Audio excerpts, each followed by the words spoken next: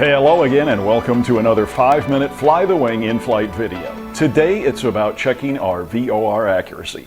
Although not required for VFR flight, I recommend you observe the 30-day VOR check that we do for IFR flight, especially if you ever intend to get your instrument rating. There are several ways we can check our VORs as pilots. The first is to use a VOR test facility, or VOT.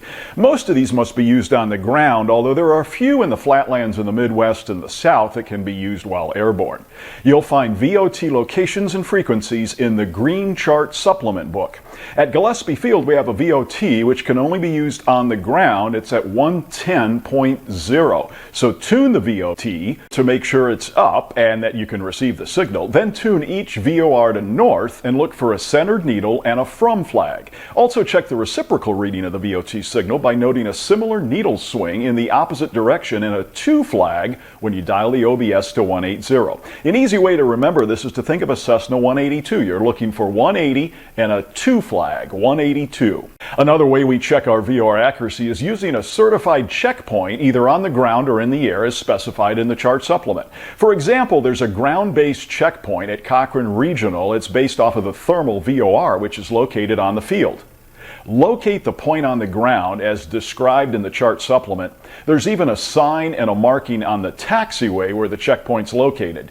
Position the airplane there. You should have already tuned and ID'd the VOR so you can minimize the time that you're stopped on the taxiway, and check for 4 degrees of accuracy.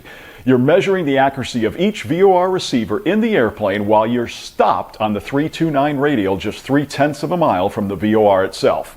Sometimes these checkpoints can be airborne. An example of that is at Imperial, where you set your OBS to the 313 radial and check accuracy at 1,500 feet MSL when you're over the approach end of runway 32.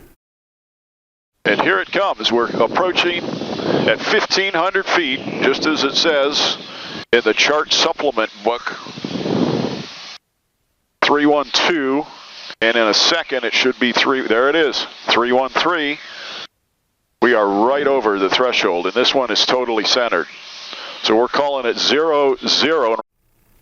Unlike our ground checks at thermal, these airborne checks must only be plus or minus 6 degrees. Yet another way we can check our VORs is to select a radial along a Victor airway. Find a prominent ground point more than 20 miles from the VOR and maneuver the aircraft directly over the point at a reasonably low altitude. The maximum permissible variation between the radial and indicated bearing is again 6 degrees, as this is an airborne check.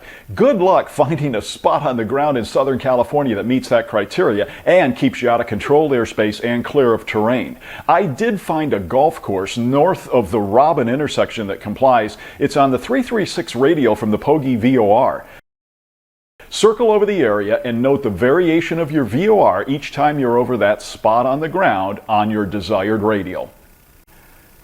A final way for a pilot to check VOR accuracy is to compare one against the other. This is perhaps the easiest way. Tune both nav radios to the same VOR ground station and note the bearing to the station. This is the only method you perform in the air in which they must not vary more than 4 degrees from each other. Now, when you do this, remember you're comparing one VOR against the other, so it's a difference of 4 degrees between the two. It's not 4 degrees on one, 4 degrees on the other. That could be as much as an 8-degree difference.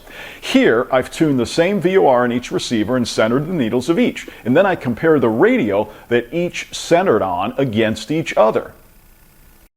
After you've done your VOR check, it must be recorded, but not in the aircraft maintenance records or logbooks. Those generally won't be in the airplane anyway. Just log it on a basic form or in a flight log that's stored in the airplane using the PADS format. The place you made your accuracy check, the amount of error, plus or minus on each VOR, the date you conducted the test, and your signature. And of course, if one or both of the VORs does not conform to the maximum allowable error, 4 degrees on the ground or 6 degrees in the air, IFR flight should not be attempted without first correcting the source of the error. Now, one other way to verify VOR accuracy is to have a repair facility rather than you, the pilot, perform the check. If an avionics shop checks your VORs, especially after installation or repair, they, not you, will make an entry verifying VOR accuracy in the aircraft logbook or other permanent record.